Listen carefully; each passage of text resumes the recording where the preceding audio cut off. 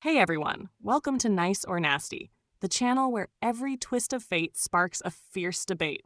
Today, we're diving headfirst into jaw-dropping drama, heart-stopping conflicts, and outrageous dilemmas that challenge everything you thought you knew about right and wrong.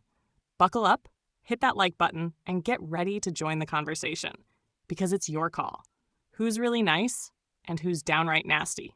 Pain has a way of revealing who truly cares. In moments of distress, we reach out, hoping for comfort. But sometimes the response we get is colder than the injury itself. When that happens, it leaves us questioning not just the pain we feel, but the relationships we thought we could rely on. I was at the gym when a heavy weight fell onto 3 of the fingers on my left hand. The pain was so severe, I nearly passed out. In tears, I called my mom from college, far away from home, and told her I thought I'd broken my fingers and needed urgent care. My mom has never been empathetic about physical injuries or mental health issues. When she heard me cry, she simply told me to suck it up and rest. Unsure what to do, I decided to wait a while. Then, my roommate came home, saw my condition, and insisted we go to urgent care, despite my mom's repeated warnings about our terrible insurance and her ultimatum.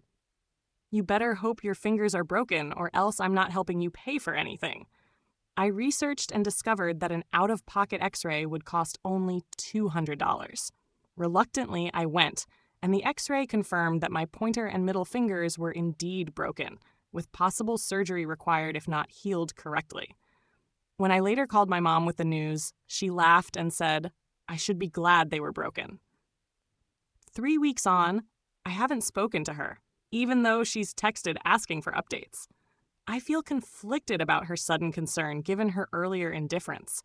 Should I ignore her messages or try to discuss my feelings? Sometimes the people we expect to support us the most end up being the ones who let us down. In moments of pain and vulnerability, a dismissive response can cut deeper than the injury itself. But when that same person suddenly shows concern later, it raises a difficult question. Do you give them a chance to make things right, or do you protect yourself from further hurt? When you're in excruciating pain and all you need is a little comfort, hearing "suck it up" can feel like a deep betrayal. What would you do? Family drama can be as unpredictable as it is heart-wrenching. Let's see what comes next. I, 24F, work as a cashier at a sandwich shop. Recently, my coworker broke her wrist after slipping on ice, so she's sporting a cast. I was diagnosed with tendinitis in both wrists when I was 14, and while it usually stays under control, my recent embroidery projects have triggered a flare-up. For about 2 weeks, I've been wearing a wrist brace at home and trying to suck it up at work, especially since my coworker's visible injury made me feel awkward about wearing mine. Yesterday, however, my pain forced me to wear the brace at work. As I was setting up for my shift, another coworker, Lisa, glared at me and asked in her usual snobby tone, "What is that for?" I explained my tendinitis, but she began acting as if I were making it up. Even though the coworker with the broken wrist didn't mind, Lisa spent the entire shift shooting me dirty looks. Later, when I removed my brace to use the bathroom, it's hard to manage with it on, and then tried to put it back on after washing my hands, Lisa remarked that I was lucky I could take it off. Now, as I get ready for another shift, I'm torn between enduring the discomfort without my brace and standing by my health needs. How do you balance personal well-being against workplace expectations? From the office to unexpected invitations, our next story brings a twist of guilt and surprise. My wife was guilt-tripped by our neighbor into attending something called a cooking show. I didn't know what it was at first, but after some research, I discovered it's essentially a demonstration meant to sell outrageously expensive cookware. Think with $1,000 cheese graters and pots and pans costing up to $10,000, all supposedly promising to help with issues like autism and diabetes. I like our neighbors, but I felt betrayed by the invitation. When I asked around, everyone said it was just a long, drawn-out sales pitch that could last 3 or more hours. I work hard on weekdays, and having to spend my Saturday at this event made me angry. Although I know I don't have to go, my wife feels pressured to attend out of politeness, so she's urging me to go along. I warned her that I'm going in with a grumpy mindset, and she called my reaction unreasonable. When family or friends push you into something unexpected, do you vent your frustration or find a way to laugh it off? Travel can stir up more than just jet lag. Let's check out a journey turned battleground.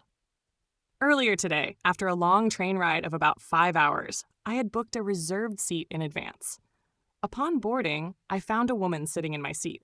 I politely pointed out my ticket and asked her to move. She glanced at her ticket and mumbled that she must have been in the wrong seat, lowering her head. I reiterated that it was my assigned seat. That's when her partner, sitting across from her, began speaking to me in what I perceived as an aggressive tone. He suggested I find another seat, which wasn't possible because the train was full.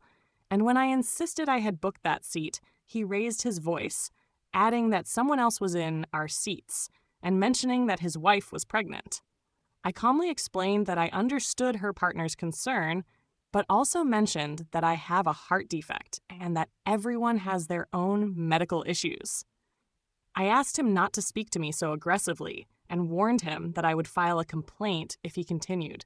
He then started swearing, and despite my request for him to stop, he persisted. Eventually, the woman got up and let me sit, but he continued to berate me and even laughed while pointing in my direction. When the ticket inspector arrived, the unruly couple was instructed to move to their assigned seats, and another passenger kindly checked on me. Was standing my ground justified, or did I escalate the situation too far? Sometimes it's the little things that set us off, even in the break room. I bought a small 5-cup coffee pot along with coffee grounds for our preschool's break room. I even provided creamer and informed everyone they were free to use it. After the second bottle of creamer was nearly emptied, the person left only a dribble and then returned the bottle to the fridge. I wrote a polite note asking that if you use the last of something, please bring more. I thought that was a reasonable request. This past week, not only has someone been taking 3/4 of the pot's contents shortly after I brew it, but they've also been turning the pot off, manually, less than an hour after I start it, so that by the time I return at 9:30 or 10, the coffee is cold. On Friday, someone even placed a brand new bottle of creamer in the fridge with "Do Not Use" stickers all over it. My sister and husband have both advised me to be the bigger person, and now I'm wondering, am I in the wrong if I take the coffee pot out of the communal space? When communal supplies are taken for granted, sometimes one person's frustration sparks a small rebellion. Would you reclaim what's yours or try to smooth things over? Now let's shift gears from the workplace to the home front of marital secrets.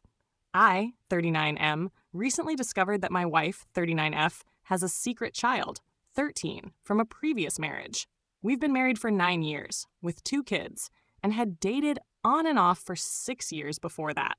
I found out quite by accident. The child, who had been staying with my in-laws, turned out not to be a deceased relative's, but actually my wife's child from a failed previous marriage. For over a decade, not once had the topic of her prior marriage or her child ever come up.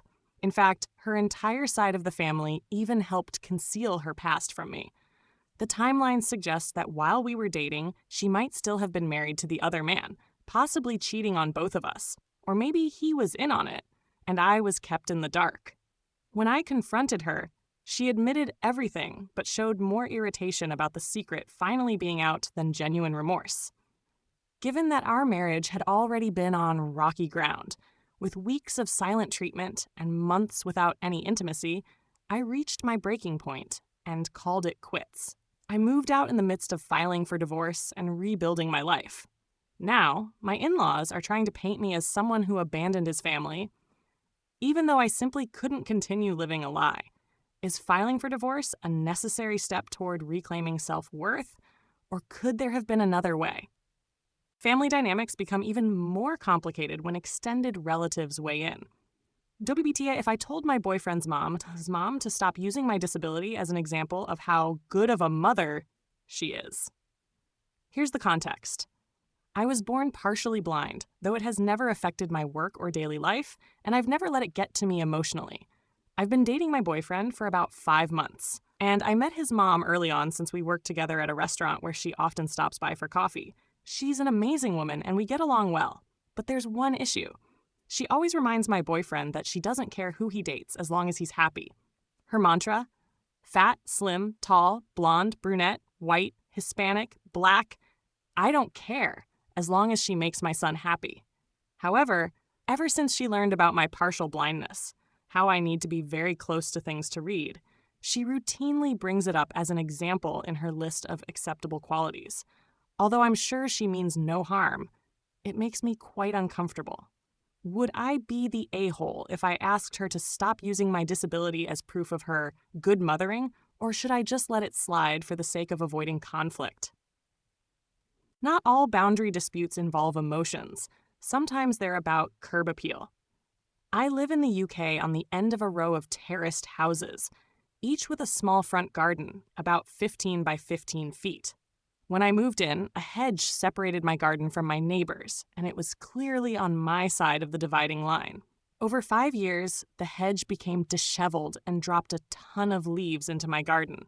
Although I admit I wasn't the best at maintaining it, my neighbor not only refused to trim the side facing her garden, since it's technically my hedge, but also wouldn't let me access her garden to prune it. 2 weeks ago, fed up with the unsightly mess and constant leaf drop, I decided to remove the hedge. My neighbor was furious, insisting that the hedge was the only marker between our gardens. I pointed out that my garden has clearly defined beds and that the border is obvious. She claimed I now had the responsibility to install a fence, but I told her if she wanted a fence that badly, she should put one up herself.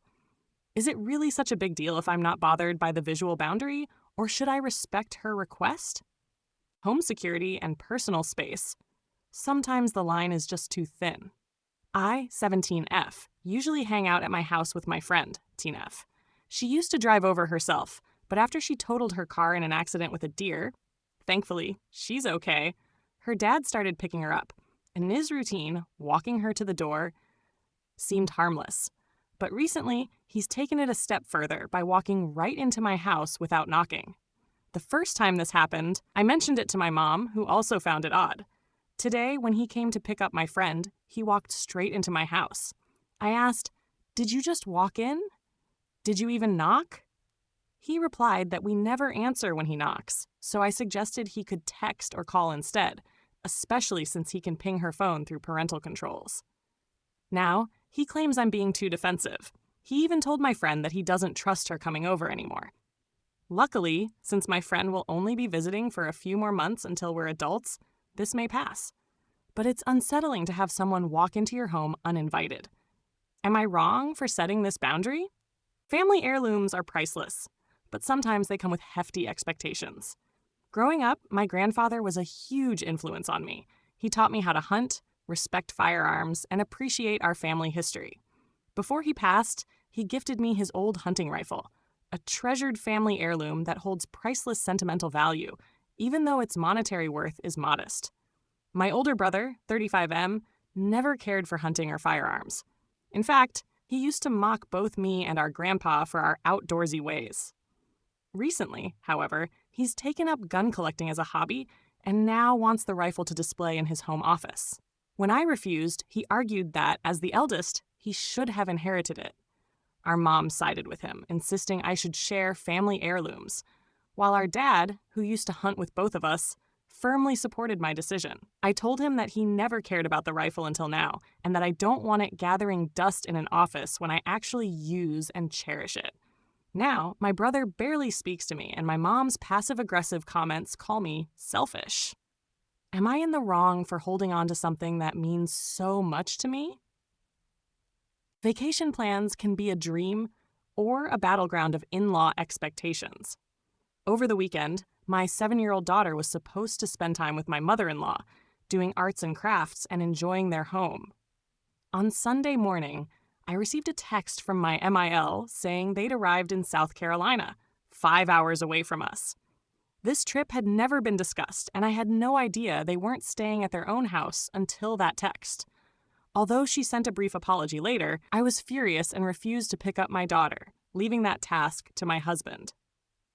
That evening, my husband mentioned a planned vacation with them this summer, and I told him I wasn't interested. He looked upset, saying that after everything they've done for us, he didn't want to cut them off. I feel deeply hurt that my Mael didn't even ask before making such a drastic move. So, am I the a-hole for not wanting to vacation with her? Sometimes shared spaces at home spark more conflicts than we expect. Ever since I, 22M, moved in with my roommate, 32M, I've been the one responsible for buying toilet paper, trash bags, paper towels, hand soap, condiments, basically everything for a communal living situation. I'm also the only one who cleans, mopping, sweeping, cleaning the tub, toilet, kitchen, and dishes. Recently, I hit a financial rough patch and could only afford rent, groceries, and my phone bill. When we ran out of toilet paper and trash bags for a week, my roommate didn't pitch in at all. Needless to say, I was forced to buy more as soon as I could.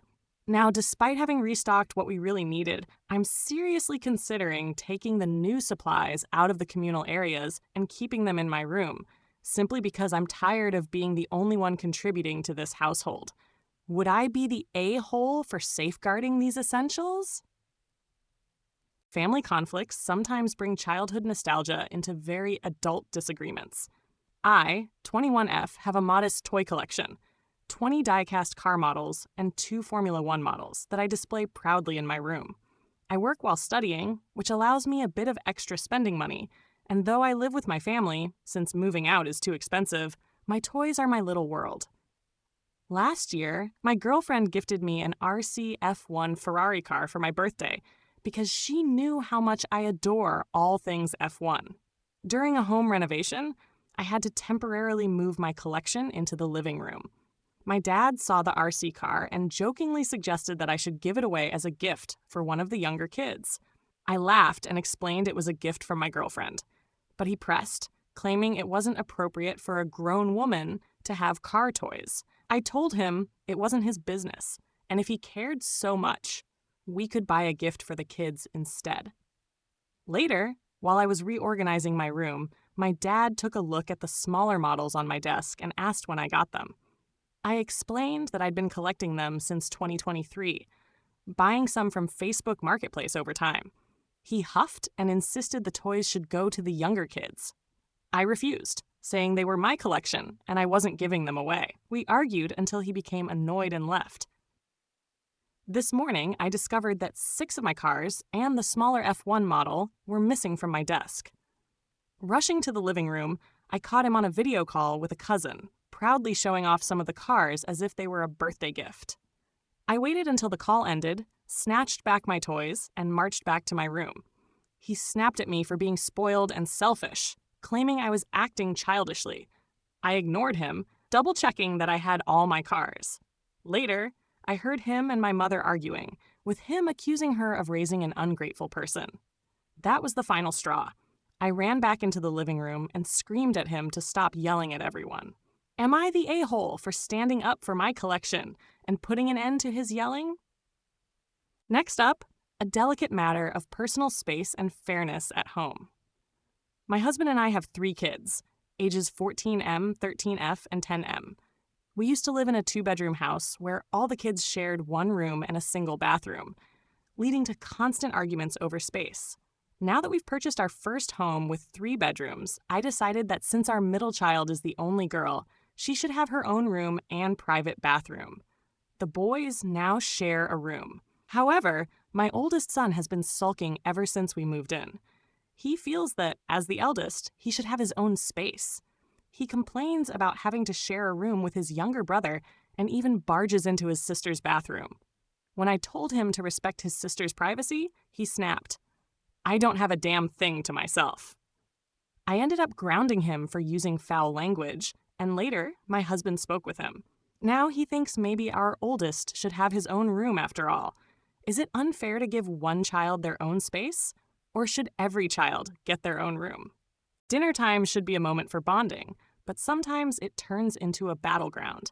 For context, I, 15F, pride myself on listening to my body. I eat lunch around 2 p.m., and my mom prepares dinner at 5 p.m. She's very strict with her schedule and is quick to scold anyone who deviates. That 3-hour gap is usually enough for me to digest lunch, but sometimes I'm just not hungry when dinner arrives. Don't get me wrong, I love my mother's cooking. It's just that I don't have the appetite at that exact moment. My mom, however, takes my refusal as an insult. She claims I hate her food and that I'm eating unhealthily. Despite knowing I never eat huge portions, she still serves me an absurd amount. When I say I'm full, she goes on a lengthy rant about how tired she is of cooking and how ungrateful I am. I've tried explaining that I simply need to wait and eat later, but she won't listen. I've even resorted to discreetly discarding some food when no one's watching. So, am I the a-hole for standing by my natural hunger cues? Food can be a source of love or conflict. When a simple matter of appetite becomes a family showdown, where do you draw the line? Would you stand your ground or try to appease her? Let us know. Sometimes it's the small things that can spark a surprisingly big debate. This one's on the milder side, but my partner and I are curious to know what you think. We're traveling in a less developed country and staying at a nice hotel with crisp white towels. After a day of hiking and horseback riding in the countryside, my partner's backpack got really muddy. He grabbed a white washcloth and started wiping it down, turning the washcloth brown in the process. I couldn't help but exclaim, "Oh my gosh, what are you doing?" I explained that it seems inconsiderate to dirty a hotel towel when the staff should be handling it. My point was, if you wouldn't use your own white towel at home to wipe a muddy backpack, why do it in a hotel? He argued that hotels have better laundry facilities than our home, but I countered that in a less developed country, that might not be the case. And yes, I realize mud isn't as stubborn as mascara. It probably washes out easier. After he rinsed it, the washcloth still looked a bit dirty. Is this just a matter of hotel decorum, or am I being overly picky? Sometimes it's the small things that get under our skin. Is it just a case of hotel decorum, or are we being overly picky? How far would you go to protect a crisp white washcloth? When family dinner invitations come with strings attached, what's a person to do? I, 24F, have been dating my boyfriend. 24M, officially for 6 months, although we've known each other for over 10 years and were close friends for most of that time. We grew distant for a while when he was in another relationship because his ex felt uncomfortable with our friendship. He has a strained relationship with his father and stepmother, people I've met only a few times, and every encounter has been awkward. His stepmother even dislikes him because he reminds her of her past. Recently, his dad, whom my boyfriend hadn't seen in nearly a year, invited him to dinner, but specifically asked that I not come because his ex would be present. My boyfriend was understandably upset and wondered why his dad would invite his ex, and although I felt uncomfortable, I brushed it off at first. Over the past month and a half, more incidents, like his dad offering me beers despite knowing I don't drink, or his stepmother repeatedly calling me by his ex's name, have made me even more hesitant to spend time with them. I overheard a conversation where his dad implied my boyfriend wouldn't find anyone better than his ex, to which my boyfriend retorted that he already had, with his dad replying, "For now." Now, his dad and stepmother have invited us to dinner so they can get to know me better. I'm really uncomfortable given their past behavior, but I also don't want to hinder my boyfriend's relationship with his family. I've told him how I feel, but I worry I might come off as rude if I decline. So, am I the a-hole for not wanting to go? Navigating tricky family dynamics isn't easy, especially when past tensions loom large over a simple dinner invite. Would you risk stepping into that dinner table drama, or sit this one out for your own sanity? Weddings are meant to be magical, but sometimes they turn into a circus. My partner, 28M, and I, 26F, are getting married this April. I'm thrilled to say that my maid of honor is absolutely incredible, a true angel who couldn't be more perfect for the role. However, the best man and ex-best man, really, was anything but. Right from the start, he complained about the wedding venue in the mountains, insisting it was too far, an hour's drive from home. Then he demanded to bring his newly adopted dog, despite us having no plans for pets at the wedding. That disagreement escalated into a heated argument because he simply wouldn't accept no for an answer. We eventually moved past that issue, but then he objected to the fact that his partner wasn't allowed to accompany us everywhere, whether it was dress shopping, ring shopping, or other intimate decisions. She wasn't part of our inner circle, after all. He ended up missing out on much of the wedding planning entirely because he couldn't be bothered. After several more headaches, my fiance finally told him that if he didn't shape up, we'd have to replace him as best man. We ultimately decided to have another friend take over that role, and informed him via text that since he's free to badmouth us all he wants, he was no longer welcome at the ceremony or reception. He did see the text, but soon after, he went around bad-mouthing us to our closest friends. So am I the a-hole for cutting him from the wedding party to preserve our sanity? When one wedding party member turns into a full-blown headache, it might be time for a dramatic change. Is it a necessary cut for the sake of a stress-free celebration, or a move that burns bridges? Let the debate begin. And finally, we wrap up with a story where money, family duty, and personal needs collide. I, 32F, have been living with my grandmother, 95, along with my partner for the past 3 years. Our arrangement has been mutually beneficial. She gets help with household chores, cooking, and handling emergencies, and we save on rent since our house is paid off. My grandmother has had her share of health challenges for years, and recently she suffered multiple strokes, losing her vision completely and struggling to walk. My mom, who lives just 5 minutes away and is retired, has only been helping out for a total of 8 hours in the past 5 days since my grandmother returned from the hospital. This situation reminds me all too much of when my aunt passed away, and I ended up shouldering most of the care while my mom claimed martyrdom. Here's the twist.